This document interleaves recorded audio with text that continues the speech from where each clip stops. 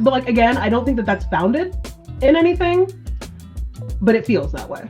Other than it just like feels like the world is moving fast. And like in the wrong direction. Yes. Like, We're like the careening wildly. It's like if we're on the luge, but it's not going well. I think, I don't know if anyone's ever asked you to do this. I think you could like read like audiobooks really well. Because Oh. sometimes you say things that like at baseline shouldn't be funny, but the way that you say them is like, that's really funny, Annie. Thank you. Well, hey, if you need an audiobook of your book, I mean, it's a little more serious book, but I could probably find some humor. I just like, okay, so I'm going to tell you this and then I'm going to introduce you and then I'm going to ask you questions. But Yes. I sent the manuscript to a headmaster K to 12, who I've done some like plan giving work for. And I was like, would you Yeah. really read this? And he, in many senses, like, the target market is humanity, but like, who really is the target market here?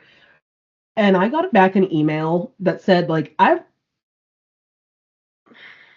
a believer in people. I'm just not somebody who like hopes for the best, I guess, is what I'm really trying to say. Like, and they're different. It's fine.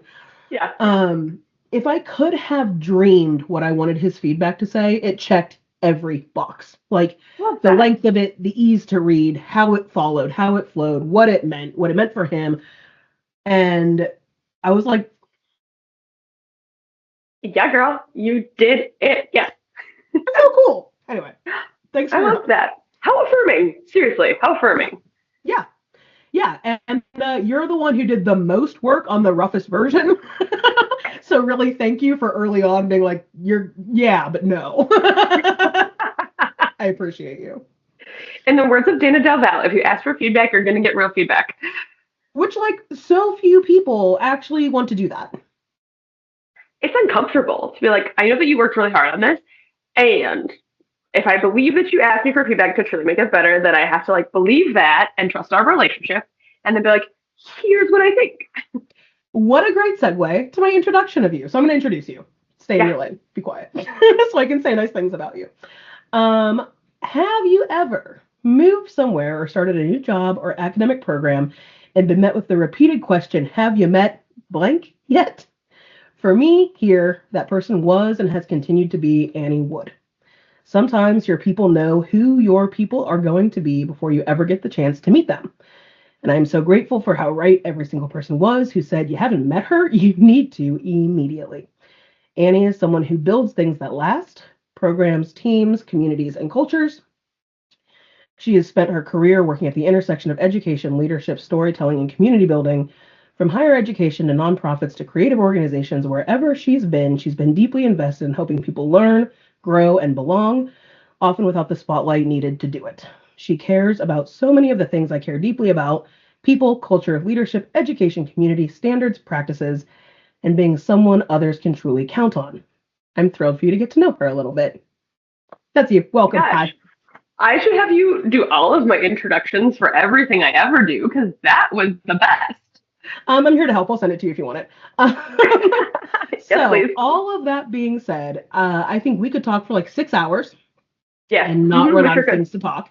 I have 24 questions here that we are certainly not going to get through, but I am just going to dive us right in. Um, and I feel like I prefaced your background pretty clearly, but Annie is a valid source for whatever she's going to talk about. So enjoy what she says. You will be better for it. When you hear the word mentorship, what comes to mind based on how it has actually shown up in your life? Yeah. When I think about mentorship and I think about the people who've invested in me over time, that is truly what I think about. It's someone who cares about me as a human and takes the time to learn and understand what is it that I am trying to create in my life? What are the hopes and dreams that I have? And instead of inserting themselves to say, well, you should do this or you could do that, they say, hey, I hear what you want. I hear what you're desiring. How can I add value? How can I make introductions? How can I point you toward resources or opportunities? And so that's for me, like from the time that I was in high school and the art teacher that I had, who also happened to be my cross country and track coach, was like, hey, I see what you want. Can I invite you into the yearbook? Can I invite you into these other things and really teach you along the way by doing really like by doing the things that she was like, I know these are the types of things that you want to emulate. How do I explain them to you and explain the thought process behind them? And so for me, that's how mentorship has shown up, like continually, is finding someone who cares about me as a person and then also is willing to sort of like show their work. You know, so many people go about their life doing things, but you never understand the why or the how, or like, how did they get to that?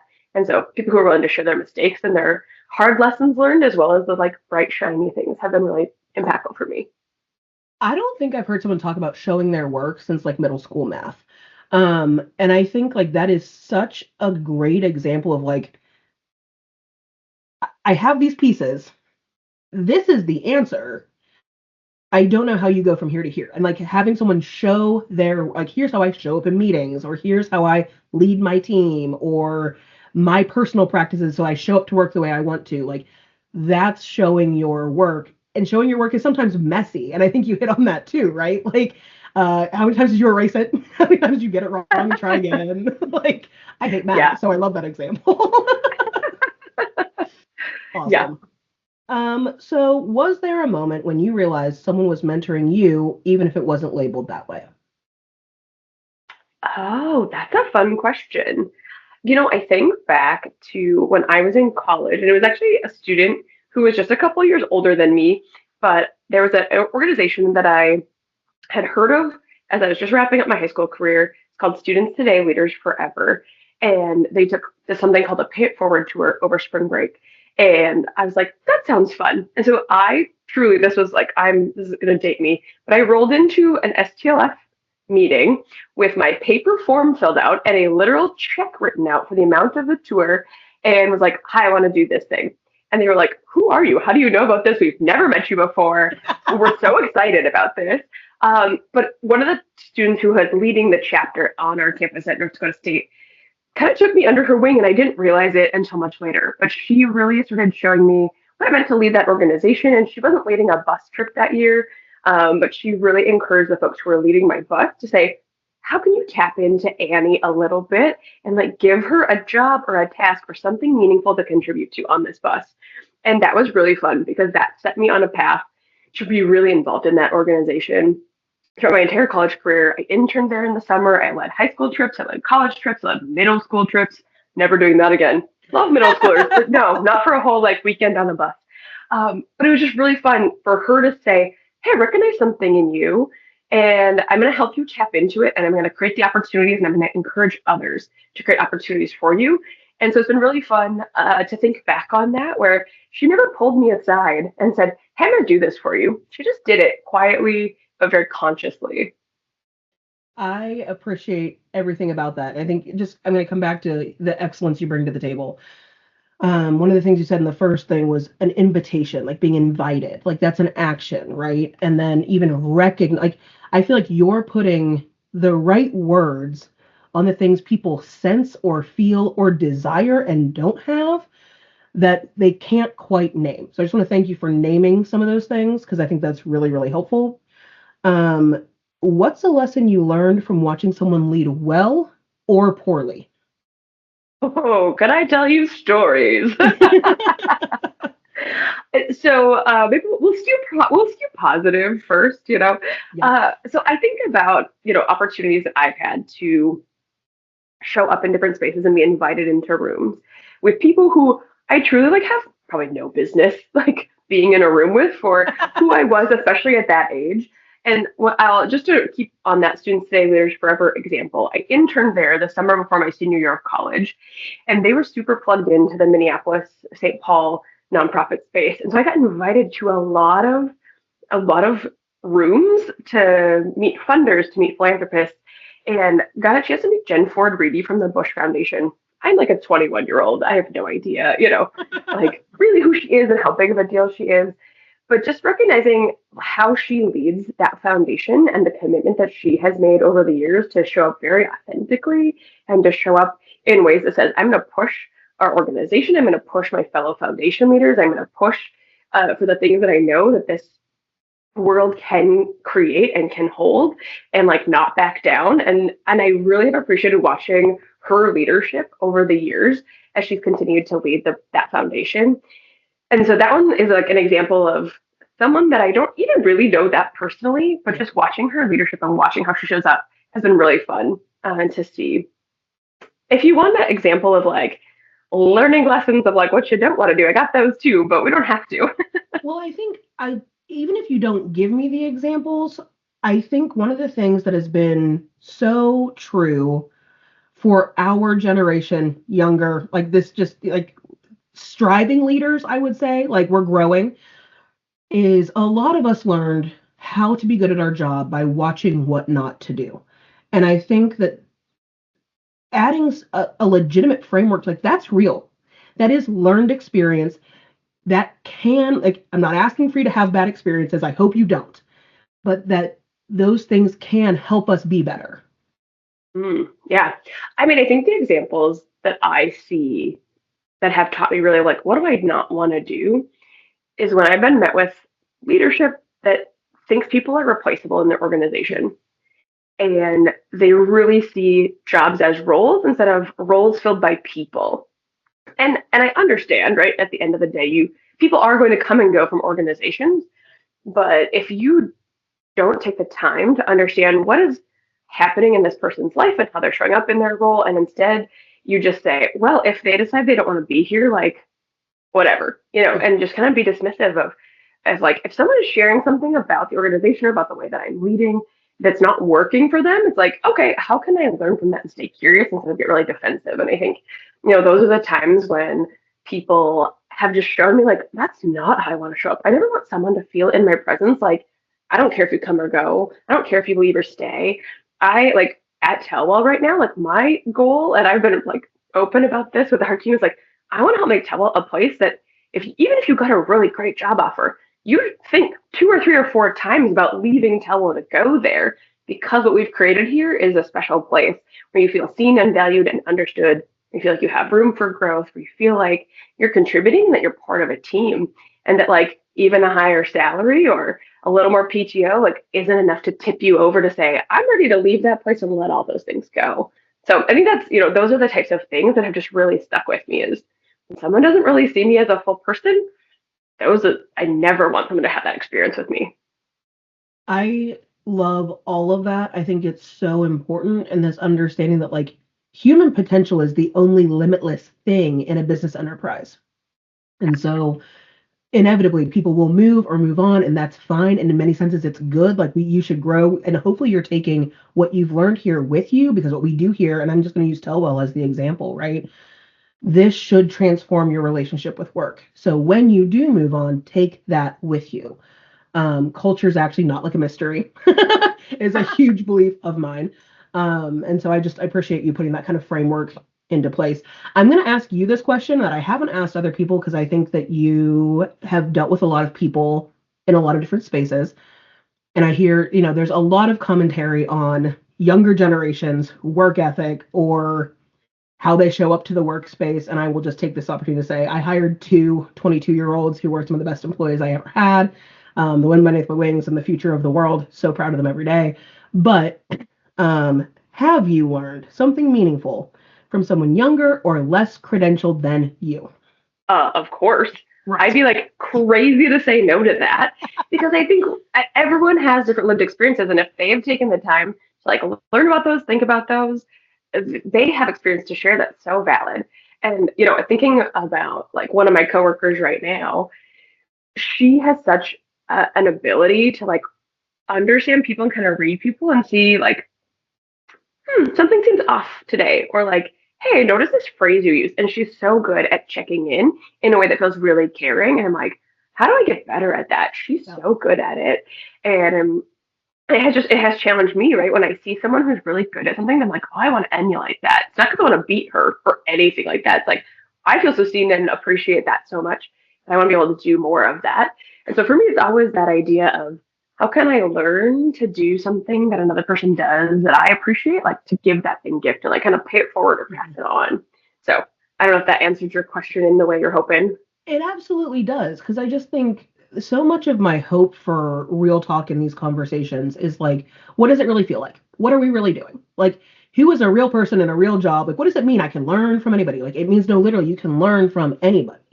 And so I just think the ability to highlight or underscore, like, it doesn't have to be the one person you've decided to call a mentor in your life. Like, it can be this person who does a really good job asking questions or drawing out somebody who doesn't always participate in a group discussion. It can just be making myself better by watching what somebody does that I feel loved by or how I feel appreciated. And so, yes, that's exactly what I was looking for. Thank you. Yeah. Next, Super Annie Wood question. Who do you think gets access to mentors more easily and who tends to be overlooked? Ooh. Hmm. I feel like this is a very nuanced question, to be honest, It is. right? Uh, so I think who gets access to mentors is sometimes the people who are looking for them, right? Like there has to be some level of agency in this where if I have a thought or a need or a desire, like I have to take some level of ownership to say, even if I don't know the person who should be my mentor, what is the next right step I can take toward getting that relationship, getting that introduction? And so I think for me, the people who get the most access that probably like have earned it, if you will, are the people who go after it. I think there are certainly times and places where people might take on roles like folks in our student government or who are on campuses or things like that, especially in the college space. They get access to people by nature of the roles that they're playing. But again, they have opted into those roles. And so I served on a variety of like committees and things like that when I was a college student, which opened up access for me to like senior vice presidents and presidents and all those things. And so I was thinking about people who put themselves in the way of opportunities are the ones who tend to get them.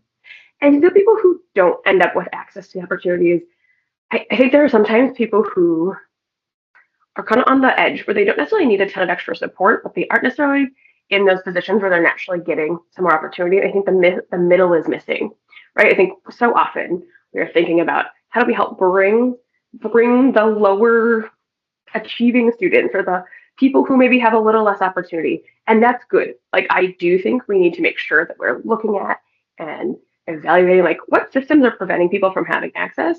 But I think we don't go far enough to say what does it look like truly to have access available to everyone instead of people who just like meet a threshold. Yeah. I think that's I would just extrapolate that to say like even one of the things that I feel like is often an offering of roles I've been in is like here's this great networking opportunity. And it is alums in high roles with significant influence who are able to help you achieve whatever you're looking for.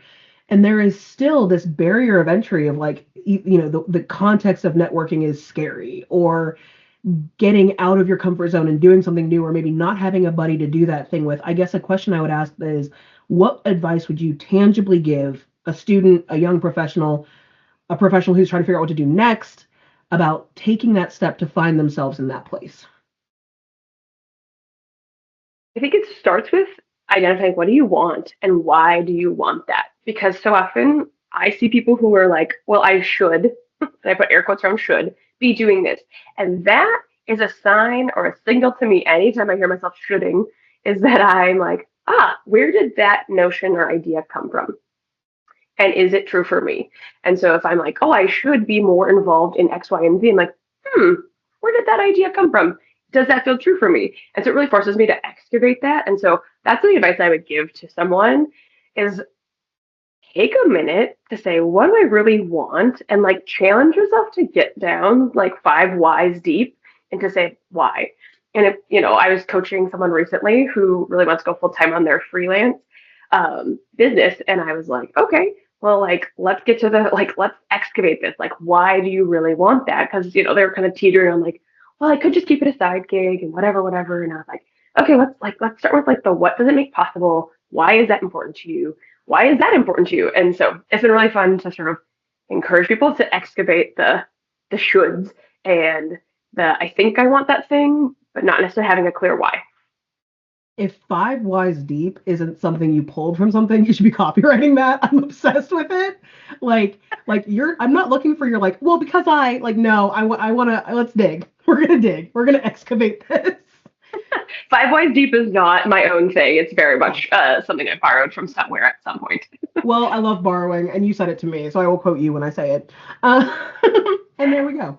So, when did you first realize that people were watching how you live and lead?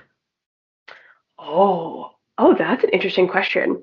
Um, so like going way, way back to like teenage Annie in high school, I realized that being part of like our cross country and track teams when I was a student, the younger students started looking up to me because I was older. And like I had like no reason other than like Annie's done this thing before, and so I should be like looking to her for what's happening or what do I do or how do I go about this? And I think that really said to me that even if I didn't have a captain's title per se, that people are watching and paying attention. And it didn't necessarily make me be like, oh, I have to be really cautious and not do anything wrong. It's just like, oh, I have to be really intentional. And there was a moment when we were going to get ready for a state meet, and it had been a tradition on the team to toilet paper the coaches' houses. Which, like, looking back on this as an adult, I'm like, oh my god, what? But it had been going on for years, right? And one year got a little out of hand, and that was the year that I wasn't. My parents, probably rightly so, had said like, hey, this is something we want you doing, and so I was like, not allowed to go. And that year, it got really out of hand. And the following year, when I was the team captain, I was like, Mom and Dad, I need to go do this so that we can set boundaries and like that I can be accountable to those and like make sure that we do not have a situation like what happened last year. Um, and that was like probably like a tipping point for me to be like, ah, I have to set accountability for myself, and then I also have to figure out how to hold others accountable to that. And so and I think that was probably like the real moment where I was like, ah, people do listen to me and do like pay attention to what I have to say. And and I think that carried that with me, you know, I don't toilet paper houses anymore, thankfully. But even just recognizing like, hey, as we've been like navigating really challenging moments in our world lately, like we've said, hey, how am I showing up today? And I'm like, how am I showing up? How am I creating space for people to talk about what's going on? And just being able to say, you know, if I'm showing up like massively anxious and whatever, then like I'm kind of giving permission to other people to do the same instead of saying, how do I show up like grounded and not like head buried in the sand as things are happening, but to say, what do I need to do for myself so I can show up and hold space for other people too? So I feel like I strayed a little bit on your question there, but no, it's all great. Everything you said is great. And I just think, you know, not perfect, but intentional. And I think there is this belief that like if people are paying attention to me, I have to do everything perfectly. Like that is just not realistic. And like it'd be really cool if everything I did was perfect, but it'd also be really, really unhelpful to anybody else. And so do I have to also? And like I think creating this culture where leadership is intentional, it is not perfect. Like we are flawed people doing flawed work in flawed spaces. But I did it on purpose. Like I am trying. well, it's funny you say that because I remember back in college, actually, I was a leader of a group that I was part of, and someone looked at me and said, well, you're sort of like my moral compass. And I was like, what? No, I should not be that. Definitely not. No. And I was like, and I think that's part of what actually kind of triggered me to say, hey, I need to sometimes show my work a little more. Or sometimes I need to maybe be a little more vulnerable. And that's always been a challenging space for me to be like, I can be less than perfect. And so it's like that internal battle often where I'm like, I could present a really polished version of me. And there are times I still get feedback that like, you're a little intimidating. And I'm like, okay, that probably means that I've been like being a little too polished. How can I be a little more real? And so it's just interesting when people are willing to give you that feedback too, how you like respond to it. Well, and I think that's kind of an all call in my mind. Like I remember the first role I was in when I was at the University of Utah. I'm like, I was very clear about this, give people their flowers. Like in the first team that I oversaw, I had a woman on my team who came to me and said, when you have conversations with your door closed, even if you're having the best conversations, we have questions about what you're talking about. And like Karen Ashton, I see you. It was just good advice. Like I'm loud. I'm a loud person. I am a loud leader. And so like I was like, this is a kind thing for me to do. I'm gonna close the door. Like not everyone should have to hear me going off about whatever homecoming rally towels I think are really important today. And like just like genuinely in my mind, it was a courteous thing. And so I think the advice I would say for both of us is like as we calibrate, one of the most helpful things you can do for a leader, that you trust is to give feedback. Because like we're all like, how do we create that cycle, right? Like just, and again, I'm going to say that you trust. Like I'm not saying you should go to a leader you have questions about and be like, here's what I think you can do better. But if you have that relationship with a leader or a partner or a colleague in that space, feedback is a gift, which I feel like is how we started this conversation, but just it obviously must be true. It so is. And I think about that in the sense of, I don't know what I don't know, or like, I'm doing my best to show up how I want to. And if that's not coming through, then you're like, huh, okay. And there's a podcast that Adam Grant did a number of years ago now, where he talks about and interviews someone who says feedback is data. Like it's not personal most of the time. It's data, it's information. And if you can process it that way, you can also decide what to do with it. You can say, okay, I really appreciate that you say closed doors conversations make me have questions. And you're like, okay, cool. I'm not going to stop closing my door. How though can I become more radically transparent about, hey, here's some of the things I'm thinking about. Here's some of the things that are top of mind, or these are the types of conversations I'm having. And you're like, I don't have to necessarily be like, oh, and now everything is open door, right? You get to say, how do I adjust this feedback to address the underlying issue, which is people have questions and I need to be more like, I want to be more transparent so that they're not having that same experience. Absolutely. Absolutely. Absolutely. Open door, closed door, that's a boundary. How Mm-hmm. do boundaries actually make mentorship healthier and more sustainable?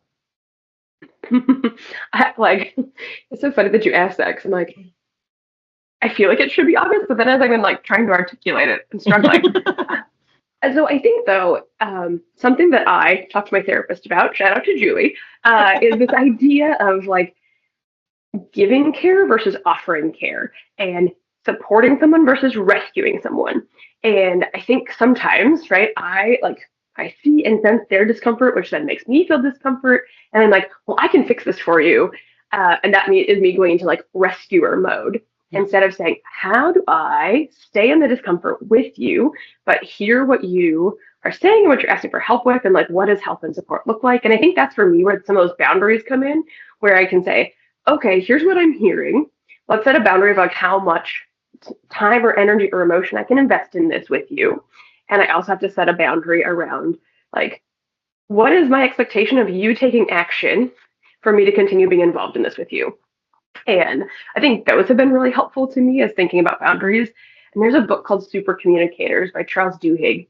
And he talks a lot about when people are coming to you, um, you have to ask them, or you can ask them, like, do you want to be helped, hugged, or heard in this conversation? And so it's like, are you looking for help where you're like, I feel stuck, I need a thinking partner, or I need access to resources? Do you need to be hugged? Like, this sucks, and I just need someone to listen and like validate. And that heard is like, do you just need some space to process where you're not necessarily needing me to step in and do anything, but you just need the like, I'm not alone in this moment. So that has been really helpful for me too, especially with the nature of my role at Telwell, which is I often hear about people's challenges because I ask about them also. But we also then get to explore that like, okay, well, like what is your role that you're playing in this? What opportunities do you have to change the outcome? What are the tripwires where like if things have not improved or changed after doing these things, we need to change our approach. Those types of things are really helpful boundaries for me to set because it helps me keep myself accountable to like how involved am I going to get, and how to keep that like line, if you will, of like I'm not going to get into rescuer mode. Well, and I think oftentimes, I think people think about boundaries and they're like, I have to decide what's going to happen when. Like, often it's actually just, and I think you put like clarity. Like, what are you asking for and how can I help? Which, like, big believer that clear is kind. And that, like, really, if you want the best for the whole situation, the ability to speak clearly into that is valuable. And that is a form of a boundary. 1,000%. Yes. I like that. What do you wish someone had told you earlier in your career or life? So many things that I have learned the hard way, right? And I think for me, I've gotten a lot better in probably the last 5, 6 years at making sure that I'm doing the things that take care of me first. And I think for a long time, I was like, oh, well, that can be an afterthought. If I have time to work out, if I have time for this, I'll squeeze it in.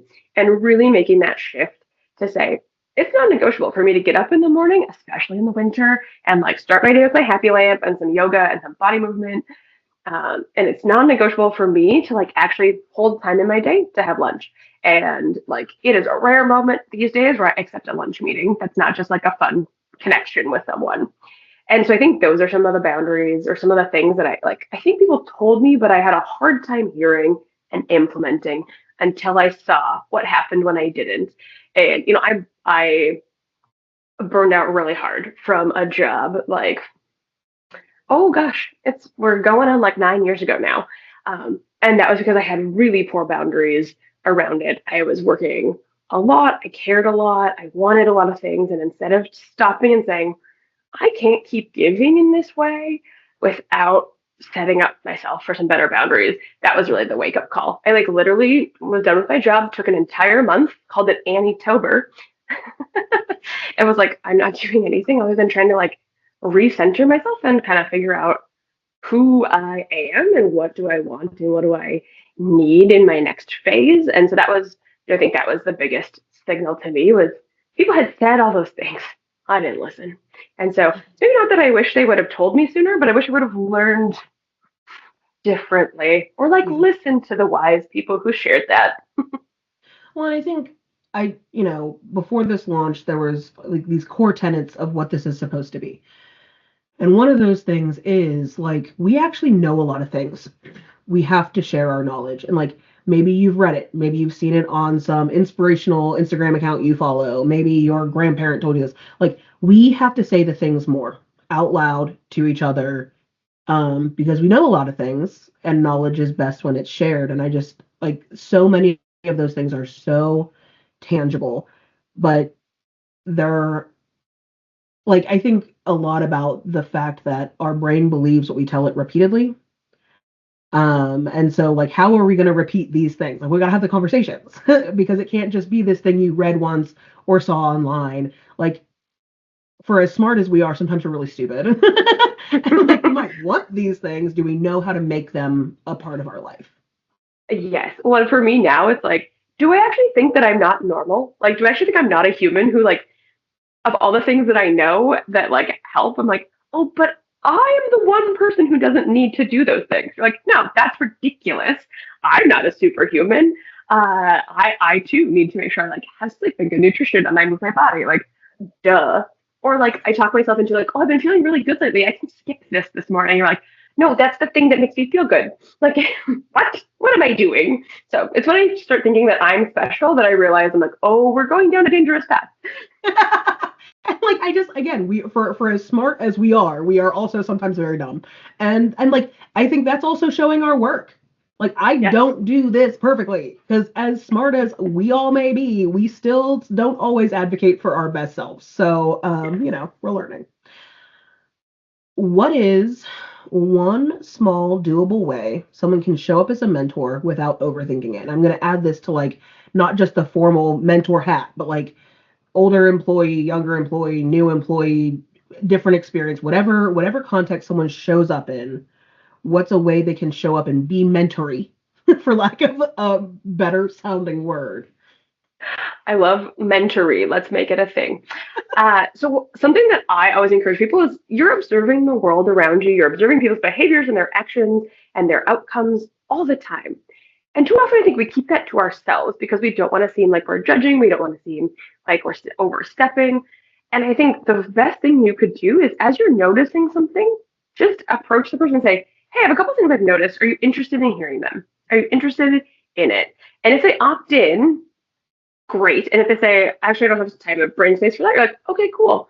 But I think just making that offer without like jumping into, here's the 7 things you did wrong in that can be really helpful. And I always think about it from the perspective of like, how can I be an observer? How can I notice things? And how can I share what I notice? Where I'm not necessarily making meaning of it for someone, but I'm like, hey, I noticed in our team meetings, you talk really fast.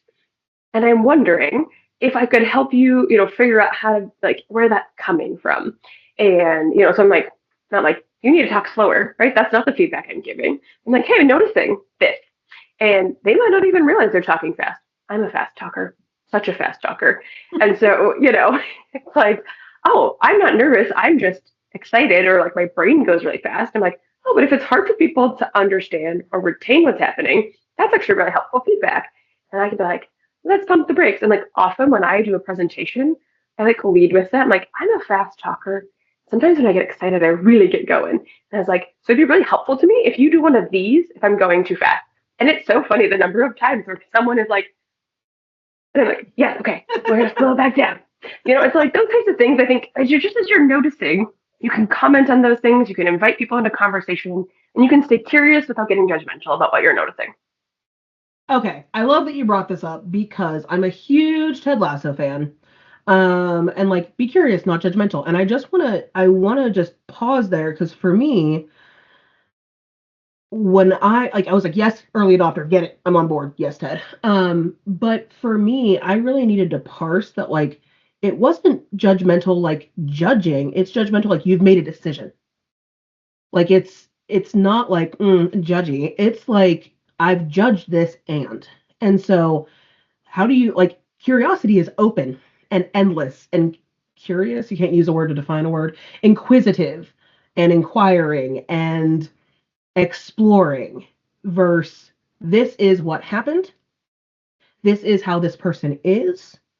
And like I think that is so important in this conversation because like again back to Ted Lasso where he says whatever to Beard at the end, like I hope I'm not judged by my worst moments on my worst days. Like so if this is off, curiosity says I wonder what's happening or can I ask you about that. And so I think that's for anyone else who might be simple like me and was like I don't judgmental is a decision and curiosity is opportunity. um Curiosity is wondering. Hey, I yeah. wonder if something's going on. And someone might be like, oh yeah, I slept terribly today, or I didn't feel very prepared. You're like, oh okay, Yeah, cool. because we're humans. I Yes. think that's just like that's important. Okay, I have two more questions. First, who are you still learning from?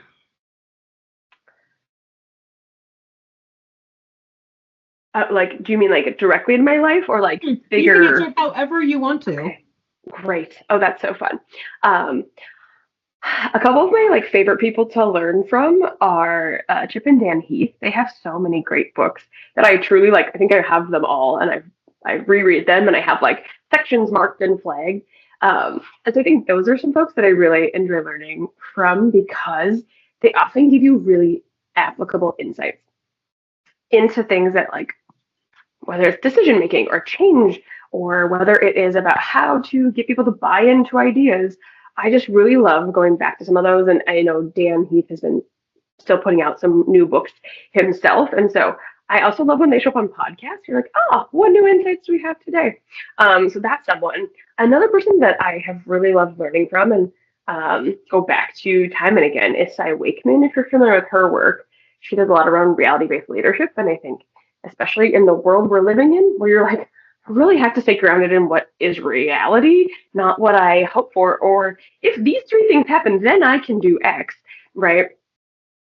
Folks that I come back to, and I got to see Cy Wakeman at a conference last spring, and like fangirled so hard. She actually like, came to our table we were sitting at because she knew someone, like a random person who come and sat down next to me.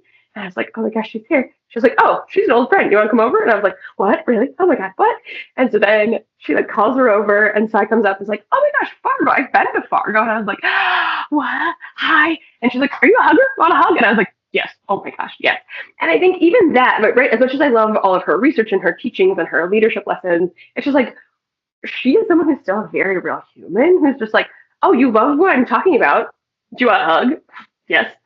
Right. And so I think those are some folks that I really find fun to learn from and fun to revisit because their work is really, in so many ways, like timeless because it's grounded in humans. It's grounded in the ways that we think. It's grounded in the ways that we show up. It's grounded in challenging our assumptions. And I would be remiss to say if I didn't like Mac Tatella, someone that I also learn from all the time. And he and I have been friends for like more than a decade at this point. And what's fun about our relationship is it did not start, working together. It started, he had a membership to the co-working space I was running. I was just getting Telwa like up and running. They literally did Tell All Tuesdays, where like that was what they could afford at that point. So we had like a special membership for them. They like came and did a few hours of work on a Tuesday evening, and then as he was getting Tell him more full time, we just continued to spend time together. We started a podcast club where we just wanted to like listen to podcasts and have someone nerdy to talk about them with, and we recommended articles and books back and forth for years. And so it's like really fun to learn alongside him. I think that's why our relationship now, working together, is so different than a lot of people ever have with a coworker.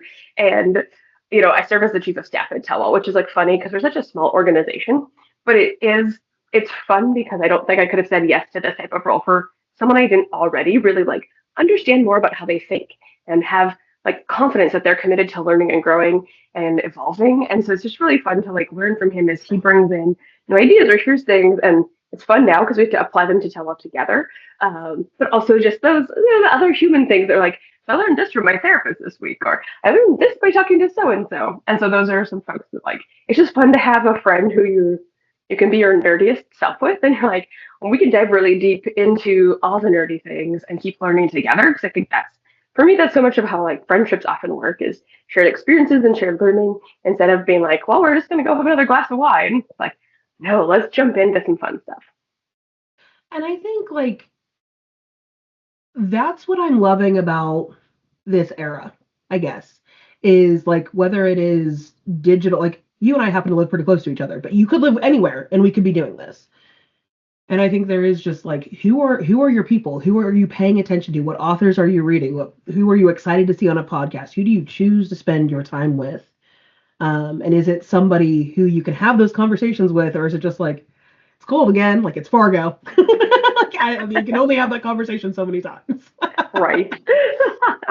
Yes, that's important. Thank you. Last question. Figure out which of these three I'm going to make my last question. We've talked a lot. We talked about a lot of things, but what's something you're still figuring out, and how are you working to figure it out? Like, is life the answer? Like, what am I still trying to figure out? I mean, yes. Here's a question that I come back to time and again, and I think it's fun for me because the answer can change. And so I have given actually a presentation to students more than once that is kind of based around this question that I try to live my life by, which is what can I contribute? And for me, that really asks like, what value can I add? How do I want to be showing up? And it's not that I like haven't ever figured out what can I contribute, but I just love it because it's never the same answer all the time. And so sometimes it's like, what can I contribute to my partner and my relationship? What can I contribute to my family? What can I contribute to my workplace or my friends or my broader community or a board that I serve on? And so for me, I think that's something that it's like a constant figuring out, and it just keeps you really engaged instead of saying, I'm just going to rinse and repeat and do the same thing I've always done. But instead I get to say, hey, like my friends, we need some levity, we need some whimsy, we need something fun. So a couple years ago, some friends and I hosted what we called the faux art show. So we did it on April Fool's Day. We had everyone like sign up and then submit artwork, except the catch was it had to be artwork from your childhood. And so it was the most fun. It was so silly and so fun and like hilarious to see what people's parents had been hanging on to. And like people like dropped things off, wrote little artist statements. And then we set it up like as a legit gallery in a gallery space. We had a friend who was like new to DJing, like do music for us. I read a poem that I wrote in high school. Like it was just so fun and whimsical. And like the whole point was like my community, my friend group, like we need something. It was kind of like right after like things were kind of opening back up after we had all been really locked down. During COVID, it was like kind of coming out of winter as well in Fargo. I was like, what can I contribute? And I was like, I have this weird idea.